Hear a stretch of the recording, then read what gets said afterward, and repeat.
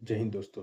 आज हमारी यूपीएससी के फर्स्ट पेपर की इंडियन सोसाइटी की ये दूसरी क्लास है। पहली क्लास में हमने भारतीय समाज की मुख्य विशेषता के टॉपिक को डिकोड किया था और उसमें परंपरागत भारतीय समाज की मुख्य विशेषताओं के कॉन्सेप्ट को पढ़ लिया था।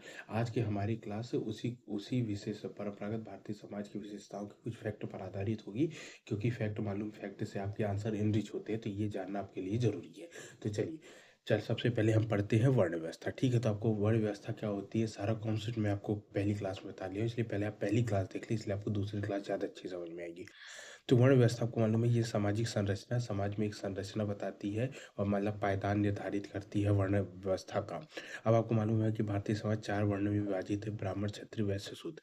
और इसका उल्लेख कहाँ किया, याद रखिए, वर्ण व्यवस्था का सर्वप्रथम उल्लेख ऋग्वेद के 10वें मंडल के पुरुष सूक्त में मिलता है।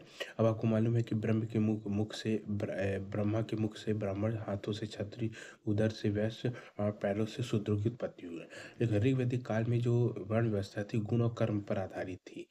ठीक है, उसके बाद कल हालांकि ये कालांतर में व्यवस्था जन्मजात हो गई, लेकिन पहले ये गुण और कर्म पर आधारित थी। मैंने आपको एक उदाहरण भी दिया था कि पहले अगर कोई एक परिवार है तो उस परिवार में रहने वाले सदस्य 4 वर्ण के हो सकते हैं। ठीक है, उसके बाद मालूम है, अब जैसे ब्राह्मण है, जैसे ब्राह्मण, तो ब्राह्मण क्या करते थे, आपको धार्मिक कार्य, शिक्षा, यज्ञ, वेदों का अध्ययन, ये सब काम ब्राह्मणों का था। क्षत्रिय शासन, युद्ध और रक्षा संबंधित कार्य, राजकीय कार्य से जुड़े थे क्षत्रिय। वैसे ये मुख्यतः कृषि, व्यापार, पशुपालन मतलब आर्थिक क्रियाओं से संबंधित है। शूद्र क्या था, ये सेवा का कार्य करते थे, शारीरिक श्रम करते थे जैसा। उसके बाद है कि वर्ण व्यवस्था, जैसे मैंने आपको बताया कि वर्ण व्यवस्था का उल्लेख आपको ऋग्वेद में, तो उसकी उसी तरह इसका उल्लेख आपको गीता और महाभारत में भी मिलता है।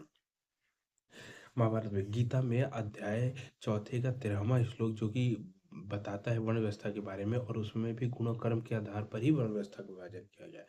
इसी तरह महाभारत के शांति पर्व में भी गुण और कर्म के आधार पर वर्ण व्यवस्था का विभाजन किया गया। अब वर्ण भेद आपको मालूम है कि प्रारंभिक काल में गुण कर्म, फिर बाद कालांतर उत्तर वैदिक काल आधारित आते आते वर्ण व्यवस्था हमारी जन्माधारित होगी। तो ये हुआ वर्ण व्यवस्था। अब हमारा आश्रम व्यवस्था। आश्रम व्यवस्था को मैंने बताया ही था कि कोई व्यक्ति किस उम्र में कौन सा काम करे, ये निर्धारित होता है।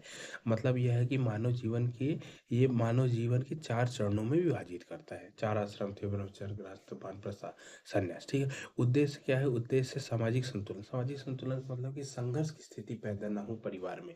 कि परिवार में जैसे कि गृहस्थ है तो उसमें पिता हो गया, फिर जब पिता हो गया तो उसका मतलब आदेशों का पालन किया जा रहा है। फिर जब उसका पुत्र गृहस्थ में आया तो वो उसको वानप्रस्थ भेज दिया गया, ताकि उसकी भूमिका उस परिवार में कम हो जाए, और अब जो पुत्र है वो गृहस्थ के निर्वाह करे, डिसीजन मेकिंग में उसकी भागीदारी हो सके। तो ये हो गई आश्रम व्यवस्था, और ये व्यक्तिगत विकास के लिए होती है। उसके बाद जो इम्पोर्टेंट है कि आश्रम व्यवस्था का सर्वप्रथम उल्लेख हमें आश्रम व्यवस्था का उल्लेख हमें छांदोग्य उपनिषद में मिलता है, लेकिन यहाँ सिर्फ केवल 3 आश्रमों का ही वर्णन है। चारों आश्रमों का वर्णन छांदोग्य उपनिषद में नहीं है। तो पूछा जा सकता है कि मतलब छांदोग्य उपनिषद में केवल 3 कौन कौन से, ब्रह्मचर्य, गृहस्थ और वानप्रस्थ की जानकारी मिलती है। जवालोपनिषद में हमें चारों आश्रमों का वर्णन मिलता है। तो छांदोग्य उपनिषद में 3 आश्रमों का वर्णन मिलता है, जवालोपनिषद में 4 आश्रम। उसके बाद है पुरुषार्थ। तो देखिए, पुरुषार्थ को आपने बताया था धर्म, अर्थ, काम, मोक्ष। धर्म का संबंध कल नैतिकता से बताया था, कर्तव्य, धार्मिक नियम का पालन से था। अर्थ ये आर्थिक उन्नति, व्यापार मतलब कि आर्थिक क्रियाओं से संबंधित अर्थ था। काम का होता है संतान उत्पत्ति, मतलब जीवन में इच्छा में भावनाओं की पूर्ति करना था। मोक्ष बताया था, मोक्ष का मतलब जन्म और मरण के चक्र से मुक्त होना था। ठीक है, और ये जो पुरुषार्थ है ये आत्मा की शुद्धि और ब्रह्म से मिलन का रास्ता प्रशस्त करते थे। और और जो पुरुषार्थ है उसमें जो मोक्ष था वो मैं बताया था जीवन का अंतिम लक्ष्य है। ठीक है, तो चलिए आगे बढ़ते हैं। उसके बाद है ऋण। तो देखिए, मुख्य रूप से ऋण 3 प्रकार के होते हैं। कौन कौन से? देव ऋण, ऋषि ऋण, पितृ ऋण। देव ऋण, ऋषि ऋण, पितृ ऋण, ये मुख्य रूप से 3 प्रकार के ऋण होते हैं। ठीक है, अब हम एक एक करके इसको डिटेल। तो पहला है देव ऋण। देव ऋण क्या है? देवताओं के प्रति कृतज्ञता व्यक्त करने वाला। कृतज्ञता मतलब आभार, धन्यवाद देना, कि मतलब देवताओं ने आपकी जो मतलब मदद की है, आपका जीवन है उनमें जो उनकी भूमिका, उस आधार पर। तो देव ऋण जो है देवताओं के प्रति कृतज्ञता व्यक्त करता। अब इसका भुगतान कैसे होता है? तो यज्ञ, पूजा पाठ या धार्मिक कर्मकांड के माध्यम से ही देव ऋण का भुगतान होता है। तो पहला ऋण देव ऋण। उसके बाद आ गया ऋषि ऋण। तो ऋषि ऋण क्या है? ये ऋषियों व गुरुओं के प्रति कृतज्ञता बताता है। ऋषियों और गुरुओं के प्रति कृतज्ञता बताता है। जैसे आपने ऋषि से ज्ञान प्राप्त किया तो ये उसके लिए हो गया। अब इसका भुगतान कैसे होगा? तो यार शिक्षा और ज्ञान प्राप्त कर आप समाज में जब समाज सेवा करते हैं तो उसके द्वारा आप इसका भुगतान करते हैं। ठीक है? नेक्स्ट है पितृ। ये पूर्वजों या माता-पिता की कृतज्ञता के लिए है। ये कैसे भुगतान होता है? तो संतानोत्पत्ति पहले संतानोत्पत्ति के द्वारा होता है और पारिवारिक देखरेख से पितृ ऋण का भुगतान हो जाता है। उसके बाद है श्राद्ध, कर्म,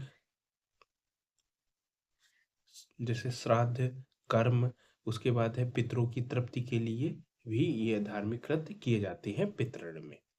उसके बाद है मोक्ष प्राप्ति। ऋण ऋण बता रहा है कि मोक्ष प्राप्ति के लिए ऋण का निर्वाह करना ज़रूरी है, क्योंकि हो बताया था ना कि पुरुषार्थ करना, अगर आप पुरुषार्थ नहीं करेंगे तो ऋण चढ़ जाएगा, फिर आपको ऋण उतारना पड़ेगा और ऋण के बिना मुक्त हुए आपको मोक्ष की प्राप्ति नहीं होगी।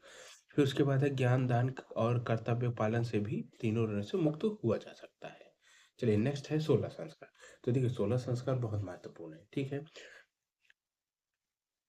16 संस्कार बहुत महत्वपूर्ण है। ये क्या है? ये जीवन के विभिन्न चरणों के शुद्धिकरण और आशीर्वाद को बताता है। ठीक है? मैंने बताया था कि संस्कार क्या होता है? ये ऐसे कर्मकांड होते हैं जिसके द्वारा व्यक्ति नई ज़िम्मेदारियों को ग्रहण करता है। ठीक है? ये शारीरिक, मानसिक और आध्यात्मिक विकास है। शारीरिक, मानसिक, आध्यात्मिक की जो कि जैसे बच्चे के जन्म के बाद से लेकर के जो उसके मतलब विवाह के पहले तक है, जैसे कि मान लीजिए गर्भाधारण मतलब कि केशांत है, फिर है उपनयन संस्कार है, चूड़ा कर्म, जात कर्म, ये सब व्यक्ति के मतलब कि शारीरिक विकास के लिए। उसके बाद मानसिक विकास में जैसे विद्या आरंभ हो गया, फिर वेदारंभ में हो गया, ये सब उसके मानसिक उसके बाद आध्यात्मिक विकास भी कर्म कांडों के माध्यम से उसका होता रहता है। उसके बाद जो इम्पोर्टेंट है कि 16 संस्कारों का वर्णन कहाँ मिलता है? तो हमें गृह सूत्र में 16 संस्कारों का वर्णन मिलता है। इसके अतिरिक्त मनुस्मृति में भी 16 संस्कारों का वर्णन दिया हुआ है। अब चलिए एक-एक करके हम संस्कारों को थोड़ा मतलब कि शॉर्ट में पढ़ने की कोशिश करते हैं, क्योंकि हमें ये जानना चाहिए। तो पहला है गर्भाधान संस्कार। तो देखिए गर्भाधान संस्कार का मतलब है संतानोत्पत्ति की प्रक्रिया का प्रारंभ होना, मतलब कि जब महिला के गर्भ में बीज स्थापित किया जाता है तो गर्भाधान संस्कार हो जाता है। ठीक है? इसमें क्या है? संतान के शुद्ध और पवित्र होने की प्रार्थना करती हैं। ठीक है? दूसरा है पुंसवन। पुंसवन क्या होता है? ये गर्भधारण के तीसरे चौथे माह में किया जाता है। इसमें गर्भ में शिशु के अच्छे स्वास्थ्य और विकास के लिए प्रार्थना की जाती है और साथ ही पुंसवन जो पुत्र की कामना के लिए भी किया जाता है। उसके बाद है सीमांत उसके बाद है सीमांतोन्नयन संस्कार। इसमें क्या है? गर्भवती महिला की रक्षा और शिशु के कल्याण के लिए ये गर्भ के अंतिम माह में किया जाता है। सीमांतोन्नयन, सीमांत अंत में, तो ये गर्भ के अंतिम माह में किया जाता है गर्भवती महिला और शिशु के कल्याण के लिए। उसके बाद अगला है जात कर्म। जात कर्म ये है शिशु के जन्म के तुरंत बाद जात कर्म संस्कार किया जाता है। इसमें नवजात शिशु के स्वास्थ्य और लंबी आयु की प्रार्थना की जाती है जात कर्म संस्कार में। उसके बाद अगला है नामकरण संस्कार। नामकरण संस्कार में नवजात शिशु का नाम देने के लिए उसका अनुष्ठान किया जाता है नामकरण संस्कार में। उसके बाद है निष्क्रमण संस्कार। निष्क्रमण का मतलब होता है कि जब निष्क्रमण संस्कार में जब शिशु पहली बार घर से बाहर ले जाया जाता है तो उसे निष्क्रमण संस्कार कहा जाता है। ठीक है? उसके बाद है अन्नप्राशन। तो अन्नप्राशन संस्कार मालूम है कि जैसे कोई बच्चा होता है तो वो प्रारंभिक 6 महीने तक उसको माँ का दूध देना चाहिए। उसके बाद फिर ये होता है अन्नप्राशन में जब पहली बार बच्चे को अन्न खिलाया जाता है तब ये किया जाता है अन्नप्राशन संस्कार।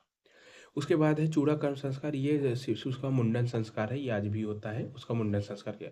फिर है कर्णभेदन संस्कार। इसमें मालूम उसका कंछेदन किया जाता है। फिर है विद्यारंभ संस्कार। इसमें इसमें शिशु की औपचारिक शिक्षा शुरुआत की जाती है। ये छोटी स्तर की होती है, घर के आसपास या घरों में ही दी जाती है। उसके बाद है उपनयन संस्कार। उपनयन संस्कार में बालक को शिक्षा के लिए गुरु के पास भेज दिया जाता है, तो वो अब गुरुकुल में जाकर के विद्या विद्या ग्रहण करता है, तो उसके लिए उपनयन संस्कार किया जाता है। उसके बाद है वेदारंभ संस्कार में अब जो बालक है वो वेदों का अध्ययन करना शुरू करता है। उसके लिए किया जाता है और धार्मिक शिक्षा का मार्गदर्शन लेता है। मतलब वेदों का अध्ययन करने के लिए वेदारंभ संस्कार होता है। उसके बाद है केशान संस्कार। ये शिक्षा पूरी होने के बाद का मुंडन संस्कार होता है केशान संस्कार में। उसके बाद है समावर्तन संस्कार। ये समावर्तन है शिक्षा की समाप्ति पर समावर्तन। तो शिक्षा की समाप्ति के बाद किया जाता है जब और इसी के बाद वह गृहस्थ जीवन में प्रवेश करने के लिए तैयार हो जाता है। उसके बाद फिर 15वीं में हम उसका वैवाहिक मतलब विवाह संस्कार कर देते हैं, उसका अनुष्ठान वो फिर गृहस्थ में प्रवेश हो जाता है। और अंत में अंत्येष्टि संस्कार होता है जो कि मृत्यु के बाद किया जाता है। तो ये संस्कार मान लीजिए संस्कार आत्मा की शुद्धि और मोक्ष की प्रार्थना के लिए किए जाते हैं। तो उम्मीद करता हूँ दोस्तों आप लोग को संस्कार वाला टॉपिक ये समझ में आ गया होगा। अब चलते हैं आगे यज्ञ और पंच महायज्ञ। अब देखिए यज्ञ क्या मैंने आपको बताया था कि जैसे आप संस्कार में यज्ञ किए जाते हैं और भी किसी भी अनुष्ठान जैसे ये लिखा देवताओं को प्रसन्न करने के लिए अग्नि की आहुति दी जाती है। यज्ञ किसी भी मांगलिक काम से या किसी व्याधि को दूर करने के लिए हम यज्ञ किया करते थे। ठीक है। अब इसमें जो 5 महायज्ञ हैं, जो कि 5 महायज्ञ बहुत इम्पोर्टेंट है, तो सीधे आपसे एक ऐसे ही पूछ सकता है कि कौन-कौन से 5 महायज्ञ हैं, तो ये आपको पता होना चाहिए, ठीक है? तो जिसमें है जो आपका पहला देव यज्ञ, ऋषि यज्ञ, उसके बाद आपका पितृ यज्ञ, भूत यज्ञ, अतिथि यज्ञ। तो अब हम एक-एक कर करके हम पढ़ेंगे। तो चलिए दोस्तों, तो पहला है आपका देव यज्ञ। तो देव यज्ञ जो है ये देवताओं के प्रति कृतज्ञता का मतलब है कि आभार प्रकट करने के लिए, धन्यवाद स्वरूप देने के लिए ये आपका देव यज्ञ किया जाता है। तो देव यज्ञ आपका देवताओं के प्रति कृतज्ञता प्रकट करने के लिए किया जाता है। ये प्रकृति की शक्ति पे और प्राकृतिक शक्ति और ब्रह्मांड में संतुलन मतलब पर्यावरण संतुलन के लिए ये देव यज्ञ किया जाता है। उसके बाद है आपका ऋषि यज्ञ। ऋषि यज्ञ ये है ऋषि ऋषि और गुरुओं के प्रति आभार व्यक्त करने के लिए किया जाता है, क्योंकि अब उन्होंने उन्हीं से आप शिक्षा ग्रहण किए हैं, तो ये ऋषि यज्ञ उनके लिए किया जाता है। उसमें जैसे इसमें क्या है, इसमें इसमें आप वेदों और शास्त्रों का अध्ययन करते हैं और ज्ञान का प्रसार करते हैं। उसके बाद है पितृयज्ञ। ये पूर्वजों के प्रति कृतज्ञता व्यक्त करने के लिए किया जाता है। और इसमें श्राद्ध कर्म के माध्यम से आप पितरों की शांति, जो पूर्वज उनकी शांति और मोक्ष की प्रार्थना करते हैं। उसके बाद है आपका भूत यज्ञ। ये भूत यज्ञ ये भूत यज्ञ समस्त प्राणियों के कल्याण के लिए, जैसे जीव जंतु पेड़ पौधे समस्त क्रांति उनके मतलब प्रकृति के आभार प्रकट करने के लिए ये भूत यज्ञ किया जाता है। उसके बाद जो अंतिम है वो है अतिथि यज्ञ। तो ये अतिथि की स्वागत और सेवा के लिए किया जाता है ताकि समाज में सहयोग और परोपकार की भावना बनी रहे। तो ये आपका हो गया अतिथि यज्ञ।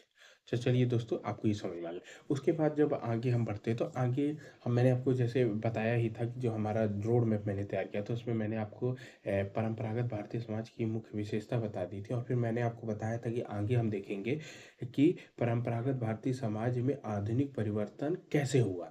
ये टॉपिक मैंने आपको बताया। तो ठीक है, आधुनिक परिवर्तन, परंपरागत भारतीय समाज में आधुनिक परिवर्तन। तो इसको समझने से पहले हम ये देख लेते हैं कि भाई परंपरागत भारतीय समाज में आधुनिक परिवर्तन की प्रक्रिया कैसे शुरू हुई। ठीक है, तो देखिए मैंने आपको बताया था कि परंपरागत मूल्य पर आधारित समाज, जो परंपरागत भारतीय समाज था वो परंपरागत मूल्य पर आधारित समाज था। मतलब कि परंपरागत मूल्य का मतलब था कि धर्म प्रधान समाज था, ईश्वर केंद्रीय समाज था, सोपानिक और पराधीनता के मूल्य थे।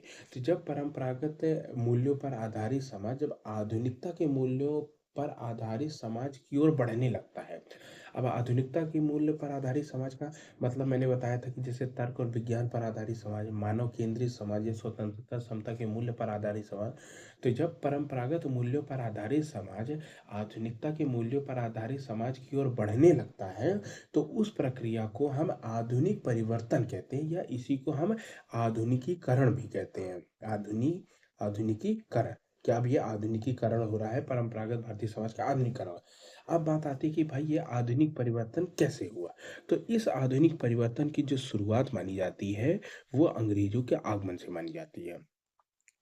अंग्रेजों के आगमन से परंपरागत भारतीय समाज में आधुनिक परिवर्तन की शुरुआत होती है। अब क्यों होती है, क्योंकि अंग्रेज क्या करते हैं,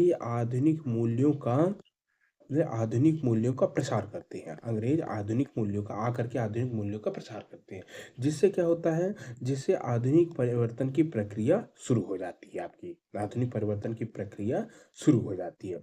फिर जैसे ही देश आज़ाद होता है, जब देश आज़ाद होता है तो आज़ादी के बाद इस परिवर्तन का जो दायित्व है इस परिवर्तन का जो दायित्व है वो राज्य के हाथ में चला जाता है। इस परिवर्तन का दायित्व किसके हाथ में चला जाता है? राज्य के हाथ में।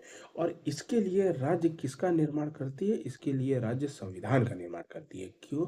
क्योंकि आपको मालूम है कि जो हमारा संविधान है वो आधुनिक मूल्यों पर आधारित है। क्यों? क्यों आधुनिक मूल्यों? क्योंकि संविधान में तर्क एवं विज्ञान की बात होती है। जैसे आपको मालूम है कि मूल कर्तव्य में आपके तर्क एवं विज्ञान पर बल दिया गया है, मानव केंद्रित समाज पर बल दिया है कि आप अंधविश्वास पर भरोसा ना करें, ये मूल कर्तव्य में लिखा हुआ है। उसके बाद प्रस्तावना में आपको समता, समानता, स्वतंत्रता, अभिव्यक्ति जैसे खूब सारे मूल्य मिल जाएंगे। तो जो हमारा संविधान है वो आधुनिकता के मूल्यों पर आधारित है। ठीक है। इसके अतिरिक्त सरकार कई विकास कार्यक्रम, कई विकास योजनाओं का भी सहारा लेती है। क्यों? क्योंकि जो निम्न वर्ग या वर्ण के लोग हैं या महिलाओं के लिए उनके उत्थान के लिए इसके अलावा सरकार ने आधुनिक शिक्षा पर खूब बल दिया है, ताकि हमारे समाज में जो रूढ़ियां हैं, जो पुरानी गलत मान्यताएं हैं, बाल विवाह, सती विवाह जैसे, इन सब को दूर किया जाए। तो इस तरह इस प्रक्रिया के तहत हमारा परंपरागत भारतीय समाज में आधुनिक परिवर्तन की प्रक्रिया शुरू हो जाती है और हमारा परंपरागत भारतीय समाज आधुनिक भारतीय समाज में परिवर्तित हो जाता है। अब हम नेक्स्ट लेक्चर में देखेंगे कि हमारा मतलब भारतीय जो परंपरागत भारतीय समाज है उसमें आधुनिक परिवर्तन के और क्या क्या कारण थे। ये तो प्रक्रिया ही, कारण क्या क्या थे।